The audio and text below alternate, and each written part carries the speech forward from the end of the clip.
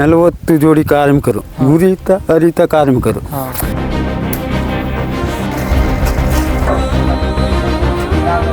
Guys ಇಲ್ಲಂತೂ ನನ್ನ ಆ ಕಡೆ ಉಪ್ಪು ಈ ಕಡೆನೂ ಉಪ್ಪು, ಎಲ್ಲಿ ನೋಡಿದ್ರು ಬರೀ ಉಪ್ಪು ಉಪ್ಪು ಉಪ್ಪು.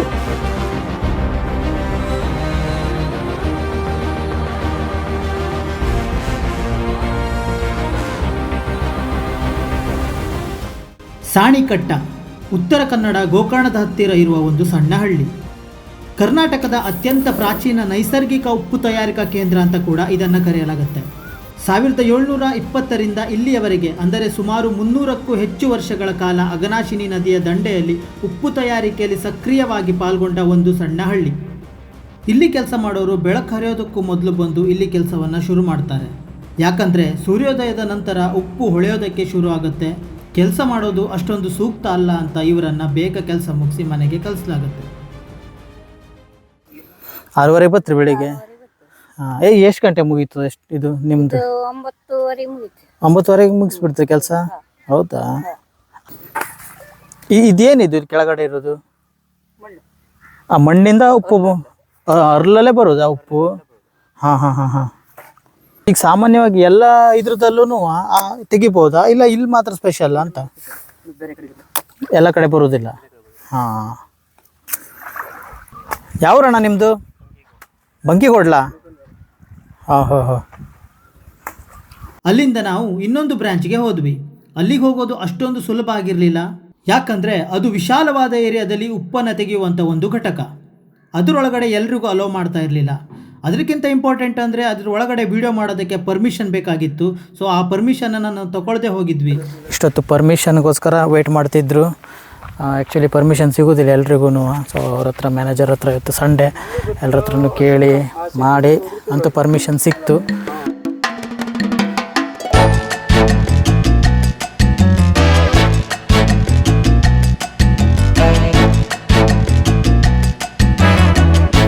ಹಾಯ್, ಹಲೋ, ನಮಸ್ಕಾರ.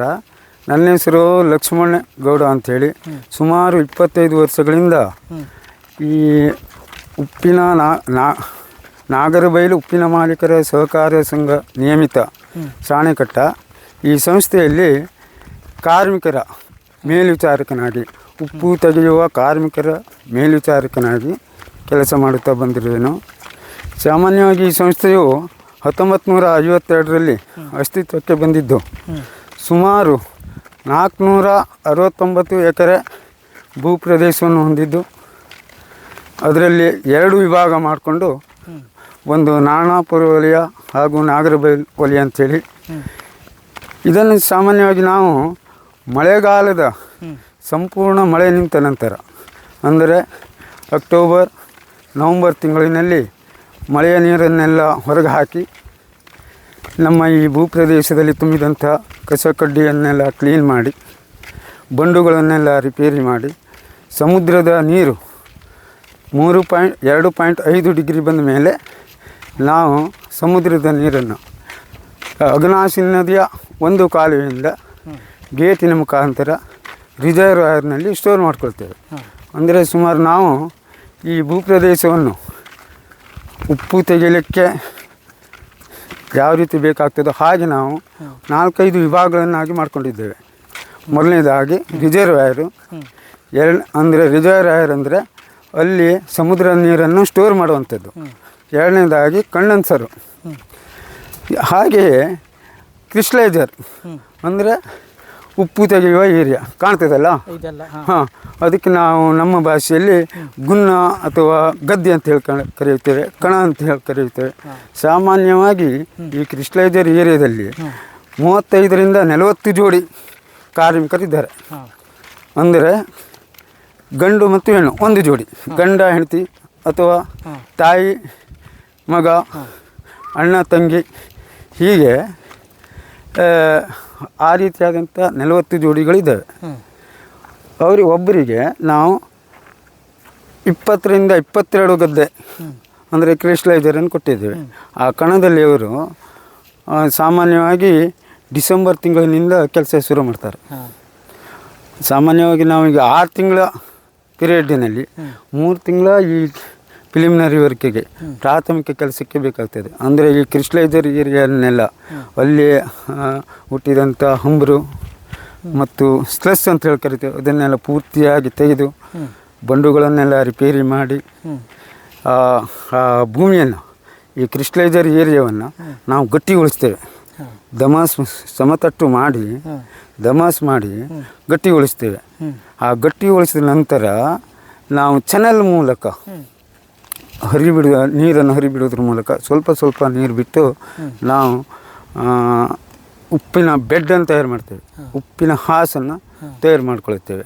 ಆ ತಯಾರು ಮಾಡಿದ ನಂತರ ಸ್ವಲ್ಪ ಸ್ವಲ್ಪ ನೀರು ಬಿಟ್ಟು ಉಪ್ಪಿನ ಕಣ ಆಗುವ ರೀತಿಯಲ್ಲಿ ನೀರು ಬಿಟ್ಟು ಸುಮಾರು 4-5 ಬಾರಿ ನೀರು ಬಿಟ್ಟು ಈಗ ನಾವು ಉಪ್ಪು ತೆಗಿಲಿಕ್ಕೆ ಯೋಗ್ಯ ಆದವಾಗ ಉಪ್ಪನ್ನು ತೆಗಿಲಿಕ್ಕೆ ಶುರು ಮಾಡ್ತೇವೆ. ತೆಗೆದಂಥ ಉಪ್ಪನ್ನು ಈ ಬಂಡುಗಳಲ್ಲಿ ಕಾಣ್ತದಲ್ಲ, ಆ ಬಂಡುಗಳ ಮೇಲೆ ಹಾಕ್ತೇವೆ. ಅದು ತೆಗೆದ 2 ತಾಸು ನಂತರ ಅದನ್ನು ಮುಖ್ಯ ರಸ್ತೆಯ ಪ್ಲೇಟ್ಫಾರ್ಮ್ ಅಂದರೆ ಕಳಗಳಿಗೆ ನಾವು ಈ ಒಕ್ಕಲು ಕಾರ್ಮಿಕರು ಹಾಗೂ ಇತರೆ ಕಾರ್ಮಿಕರನ್ನು ಉಪಯೋಗಿಸಿ ಗುನ್ನದಿಂದ ಕ್ರಿಸ್ಟಲೈಸರ್ನಿಂದ ಈ ಕಣಗಳಿಗೆ ಹಾಕ್ತೇವೆ. ಹಾಕಿದಂಥ ಉಪ್ಪನ್ನು ಟಿಪ್ಪರ್ ಮೂಲಕ ನಮ್ಮ ಗುಡೌನ್ ಅಲ್ಲಿ ದಾಸ್ತಾನು ಮಾಡ್ತೇವೆ. ಕಂಪೌಂಡಿನಲ್ಲಿ ಗುಡೌನ್ನಲ್ಲಿ ದಾಸ್ತಾನು ಮಾಡ್ತೇವೆ.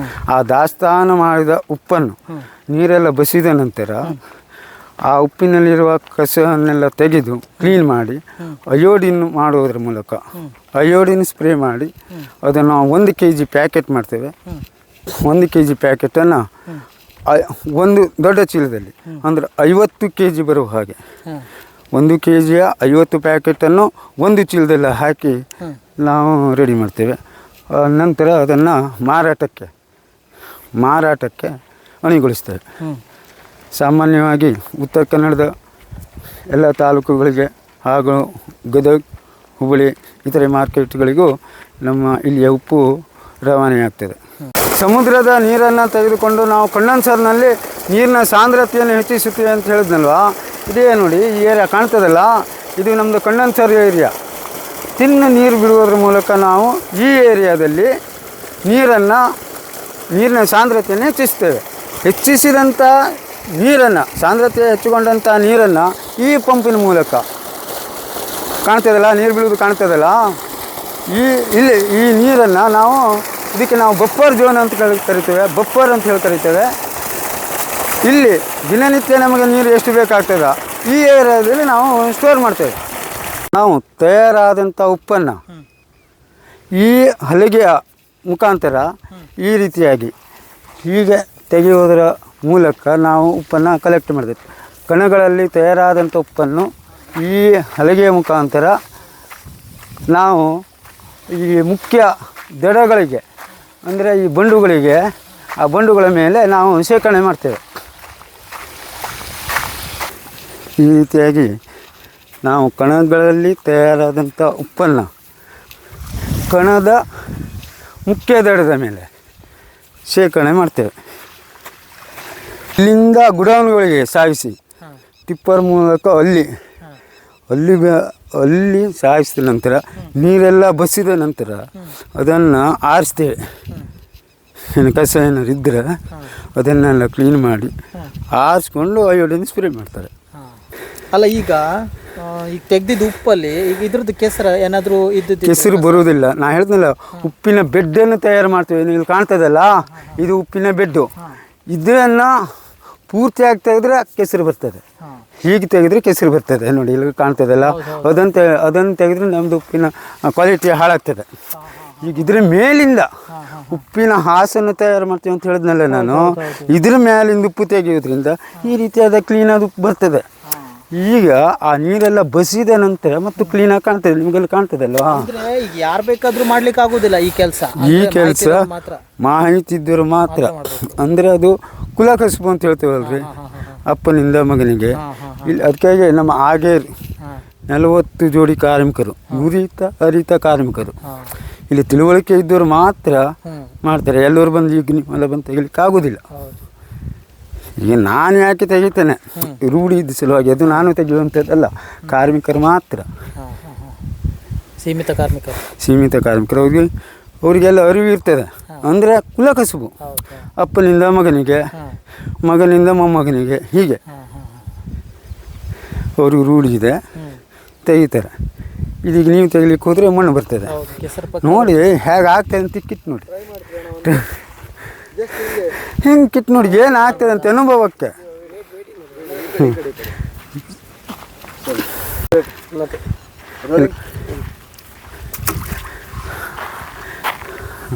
ಅದು ನಿಮ್ಮ ಹತ್ರ ಆಗುವುದಿಲ್ಲ.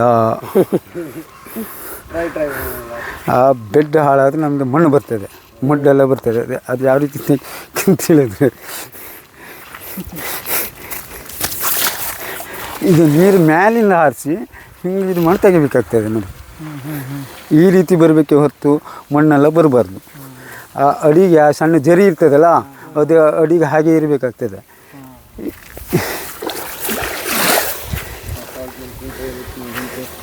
ಇದಕ್ಕೆ ನಾವು ಬೊಮೆ ಹೈಡ್ರೋಮೀಟರ್ ಅಂತ ಹೇಳಿ ಕರಿತೇವೆ. ಸಮುದ್ರದ ನೀರಿನ ಸಾಂದ್ರತೆ ಎಷ್ಟಿದೆ ಅನ್ನೋದನ್ನು ತಿಳಿದುಕೊಳ್ಳಲು ನಾವು ಇದು 0ದಿಂದ 10 ಈ ರೀತಿಯಾದಂಥ ಒಂದು ಹೈಡ್ರೋಮೀಟರ್ನ ನಾವು ಉಪಯೋಗಿಸ್ತೇವೆ. 0ದಿಂದ 10 ಉಂಟು ನೋಡಿ. ಈ ಸಮುದ್ರದ ನೀರು ನಮಗೆ 2ರಿಂದ 3 ಡಿಗ್ರಿ ಸಿಗ್ತದೆ. ಇದು ನೋಡಿ ಕಾಣಿಸ್ತದಲ್ಲ ನಂಬರು, 2ರಿಂದ 3 ಡಿಗ್ರಿ ಸಿಗ್ತದೆ. ಇದನ್ನು ನಾವು ರಿಸರ್ವಾಯರ್ ಅಂತ ಹೇಳಿದ್ನಲ್ವ, ಅದರಲ್ಲಿ ಸ್ಟೋರ್ ಮಾಡ್ಕೊಳ್ತೇವೆ. ಅಲ್ಲಿ ನೀರನ್ನು ಅಳೆಯಲಿಕ್ಕೆ ನಾವು ಇದನ್ನು ಉಪಯೋಗಿಸ್ತೇವೆ. ಗಾಯ್ಸ್, ಇದು ಬ್ರಿಟಿಷರ ಜೈಲ್ಗೆ ಅಂದ್ಕೊಂಡೆ ಯೂಸ್ ಮಾಡ್ತಿದ್ದಂತೆ. ಆ್ಯಕ್ಚುಲಿ ಈ ಥರ ಉಂಟು.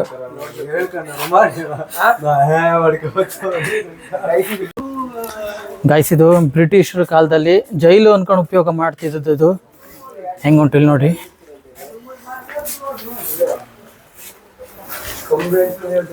ಈ ಥರ ಉಂಟು.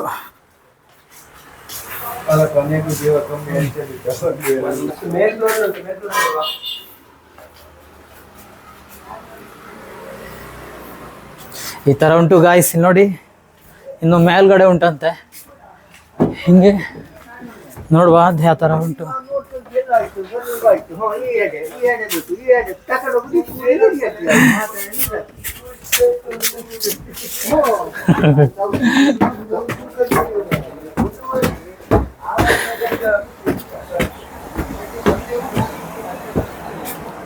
ಓ, ಈ ಕಡೆ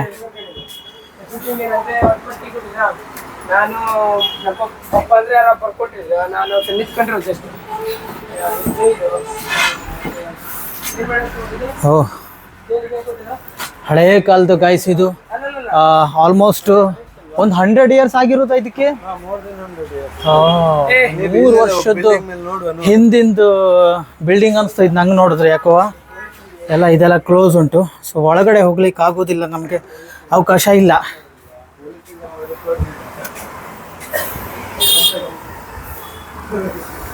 ಸೊ ಹಿಂಗೆ ನಾವು ಹೊರಗಡೆ ಬಂದರೆ ಇದು ಗೋಕರ್ಣದ ಮೇನ್ ಹೈವೇ, ಮೇನ್ ರೂಟು.